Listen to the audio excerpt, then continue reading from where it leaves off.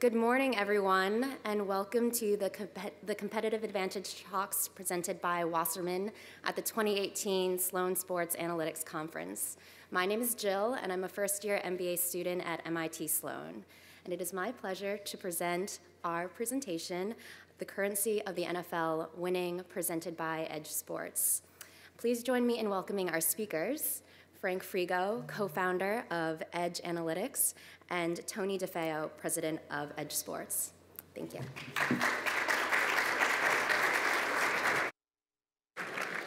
Thank you, Jill, and thank you all for coming out. We're really excited to be here. They've outdone themselves again, and this conference just keeps getting better each year. So thanks for having us, and thanks for coming out. Today we're going to talk a little bit about what we think is the currency of the NFL. We always say it's always about winning.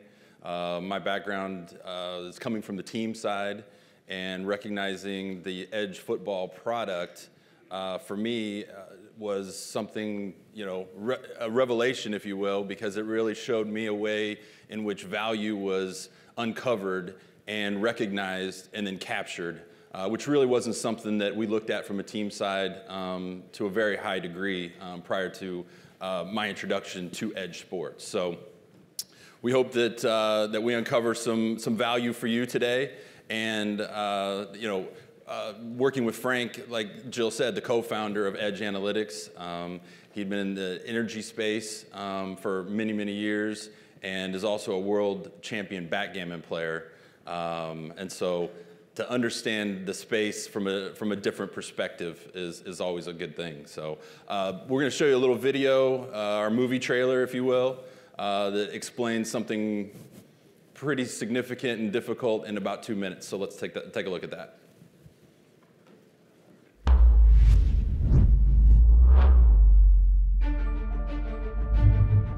In a game of inches, where the difference between victory and defeat often comes down to a handful of plays, making the right call is crucial. With the game's infinite variables, separating what matters from the noise has never been more difficult and has never mattered more. Imagine transforming the chaos of a universe of options into clear choices that increase your game-winning chance. Welcome to Edge Football. Harnessing the limitless power of prescriptive analytics, Edge Football brings unmatched clarity and confidence to critical game decisions and play calling. Edge Football is the powerful product built on more than a decade of research. It draws on 20 years of NFL play-by-play data to run billions of customized simulations. Every variable, every play, every outcome is at your fingertips to build the best game plan and win more games. Our innovative, proven approach assesses game-winning chance as a lens to give teams the best opportunity to win. Edge Football measures an endless number of variables and how they affect GWC to inform play-calling decisions. Edge Football provides unprecedented and actionable insights with tools that fit seamlessly into your workflow to support analysis before, during, and after the game. Game day matchups offer a granular look at offensive and defensive strengths and weaknesses customized per opponent each week. Our play call simulator reveals the optimal play choice and alternatives for every game situation within seconds. Strategy guides are tailored for each opponent and are an ideal tool for pre-game planning and game time decisions. Post-game reports feature detailed breakdowns of every decision, homing in on the pivotal moments of each game. The season report gives detailed evaluation of wins to understand the assets and liabilities that shaped performance. Player evaluation measures and assesses individual player performance. With roster valuation, you can build unique rosters to maximize expected wins. And custom analytics enable examination of every aspect of the game. Thousands of hours are spent each week preparing and developing a winning game plan. Teams that rely on chance and gut instinct need to rethink their approach. When you want to gain a competitive edge, our numbers don't lie. This is Edge Football.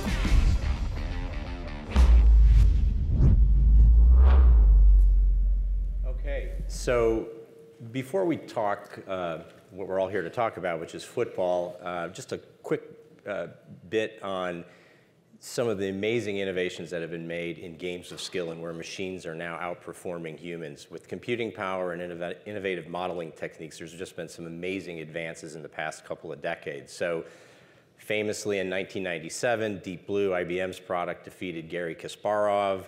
A lot of you might remember or might not be as familiar with this guy on the right, but that's Lee Sedol, one of the top Go players in the world. Nobody thought a machine was going to beat a top Go player for at least another decade. That was proven wrong in the past year.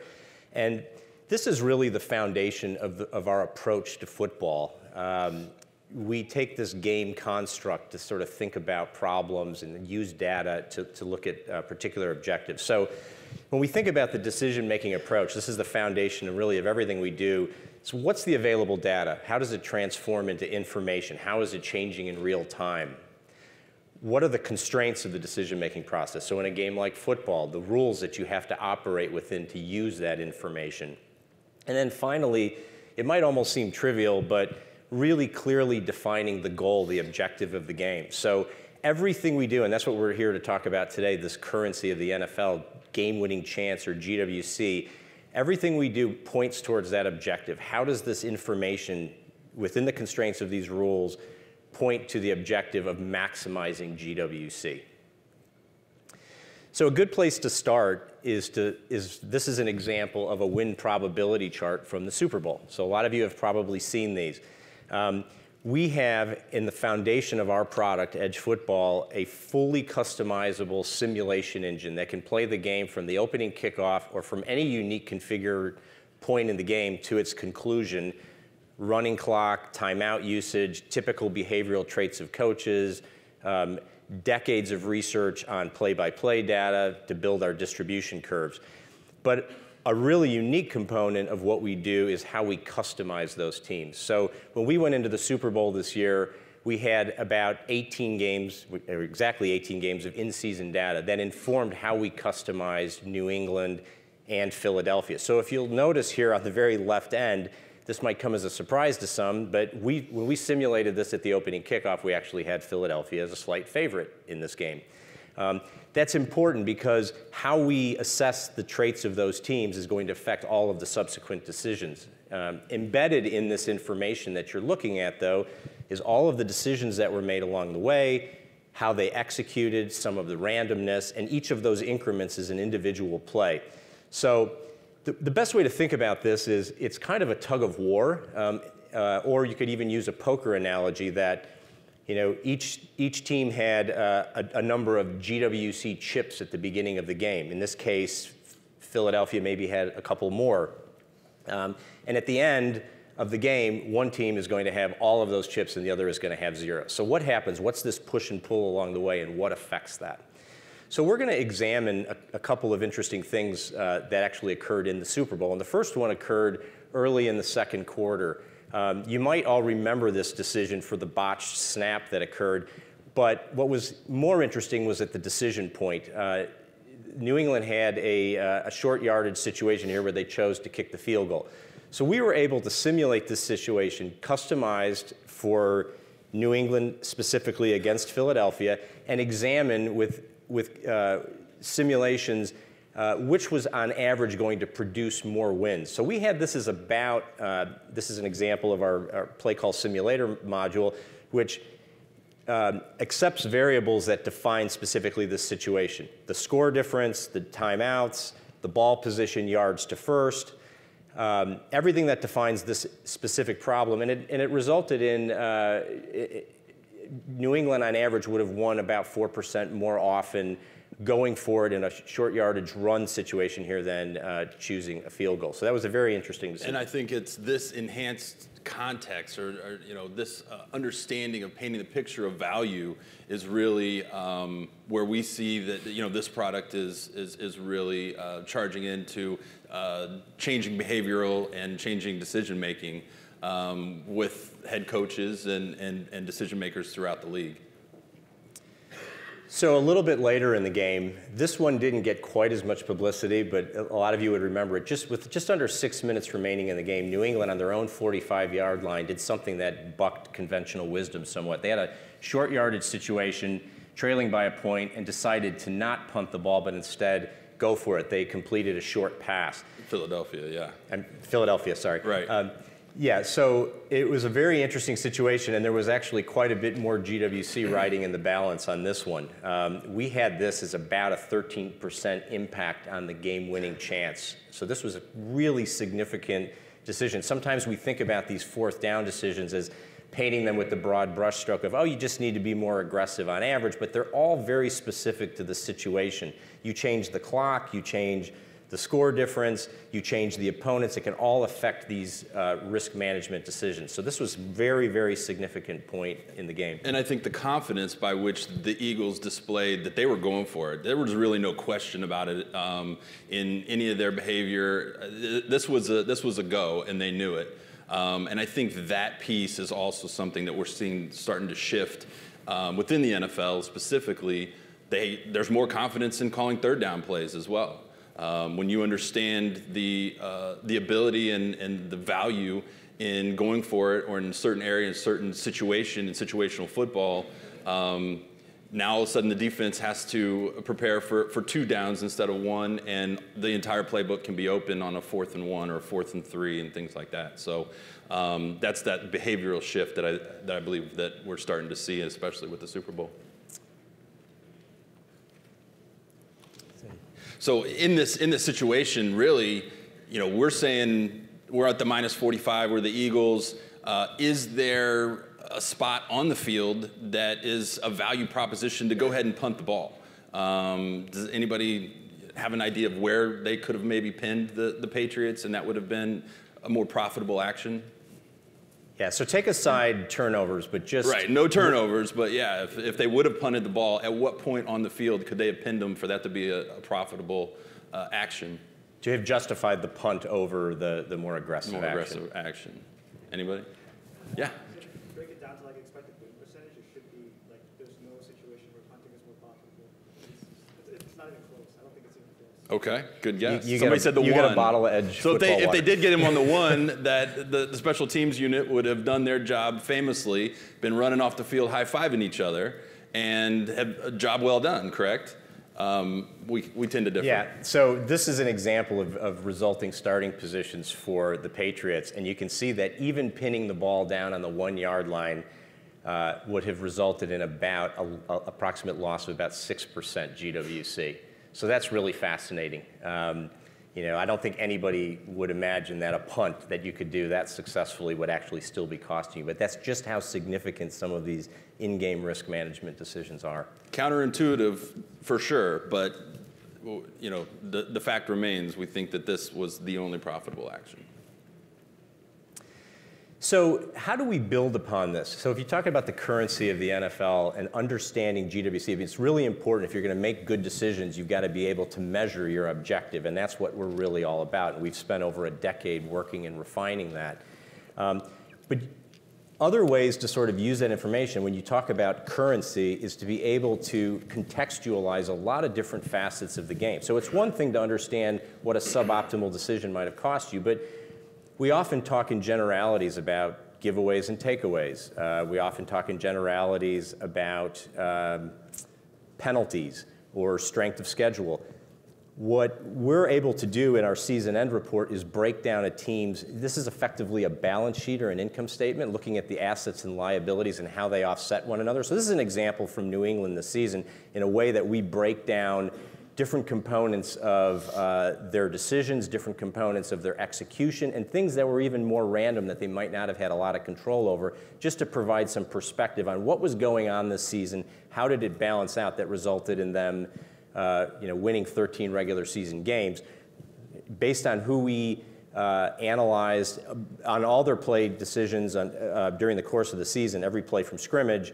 At the end of the season, we would have predicted them to win about 11 games based on who we knew they were at the end of the season, but you can see that they went 13-3 here, and there's a lot of different things playing into that. And we produce this week over week for teams as well, the different areas in which value may have been lost or gained, and it's this context that really helps them recognize, what to do next and what to do better next year. And again, it's all about context for us for enhanced decision making, and we think this is yet another example of that. And winning the off season. So we've shown you some of the things that we provide in season for decision making, specifically for head coaches, play callers. Winning the off season is also just as important. As we saw these two teams that participated in the Super Bowl this year, I think a lot of us would probably agree they would have won the offseason last year with the way they built their rosters. So how do we create tools for the decision makers in talent evaluation? So we have a player evaluation model that we're building in conjunction with some other teams, and it's going to be available this fall for all teams. This is really taking the information. They spend a lot of money collecting a lot of information with scouts. We have player performance data. We have physiology data. We have cognition measures. We have all these things, in silos most of the time. And so for teams to be able to look at this in more of a 4D type of vein and be able to cross-reference a lot of this information, but also be able to impute what they deem valuable. For a running back, what does a running back look like, for my team? What do I need out of a running back this year in this draft? I can kind of start to build that recipe and then weight that recipe in the categories amongst themselves. So we're very excited about this, and we really think that this, in conjunction with the roster valuation chart, start to dovetail nicely into some very extreme tools for the talent evaluation and player personnel. So we talked about earlier that we go through a pretty rigorous process of customizing the teams that allows us to examine play calling decisions and conduct these simulations. That results in about 7 billion simulations and pieces of analysis during the course of the season, then how we sort of construct the strengths and weaknesses of those teams. We do that now with something called an Edge Power Index, and it's broken down through special teams, offense and defensive pass, offense and defensive rush, that defines who all of these NFL teams are. We do this for college as well. But what we're doing now is we're taking this to a more granular level, and in development is the roster valuation tool, which is to try to contextualize how changes in the roster can affect seasonal win expectation and allow the user to put in hypothetical rosters and to look at comparisons and the deltas between the effectiveness. And ultimately, how does that factor into the spend? You have a finite number of dollars that you're spending. How are you getting return in terms of wins? Because that's really, again, the currency that matters. Yeah, I think I get harassed a little bit around the office for always saying, is the juice worth the squeeze? But this is where we're trying to figure out if the juice is worth the squeeze. So this is something that we're very excited about and really kind of the frontier piece that we're working on currently. So we appreciate your time and attention. We'd be happy. I think we have a little bit of time to take any questions if anybody has anything. Sure. So I have a question kind of related to the first. Sorry, thank you. Yeah, so I have a question related to the first scenario you showed, where going for the field goal resulted in a 4% less game-winning chance. Was it the first quarter, like early second quarter? Early second quarter. Yeah. So so one factor that I kind of curious how you guys take into account is variance. So say like you're a favorite in the game, right? You're the favorite team. You want to take maybe you want to take a situation that results in a lower game-winning chance but has less variance, compared to when you're the underdog and you know that you need a couple scenarios like this to go your way to win the game. So so sometimes if you believe you're the favorite, it might be better to take a play that results in a less net game-winning chance but has a lower variance than those things right? considered. I think also giving decision makers the context to make more confident decisions also starts to skew how you're looking at that question as well, right? So it's also, do I think I'm the favorite? But more importantly, do I think that, what are my best odds here? Can I eliminate, if I have, 4 options, can I eliminate 2 of them? I'm automatically going to, be more successful at those outcomes if I can, start to distill my options and select a course of action with confidence. So we allow the user to test sensitivities on particular decisions. So in that particular situation, we are simulating literally hundreds of thousands of times the comparative effectiveness of those 2 plays.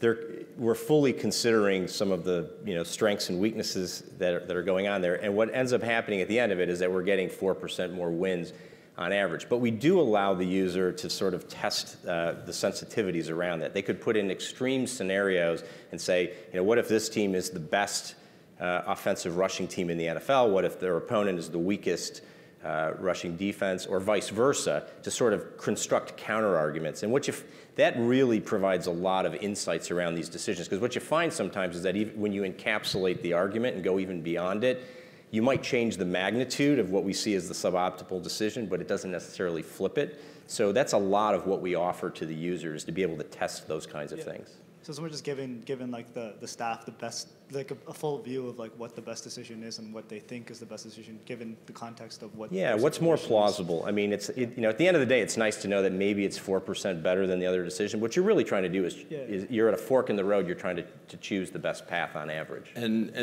they know their teams. We believe our customizations are unparalleled, but at the same time, a pushback might be that we know our team better than you do. And that's fine, and you get to turn the knobs and reflect that, reflect your beliefs in that way. Anybody else? Thank you. Over here.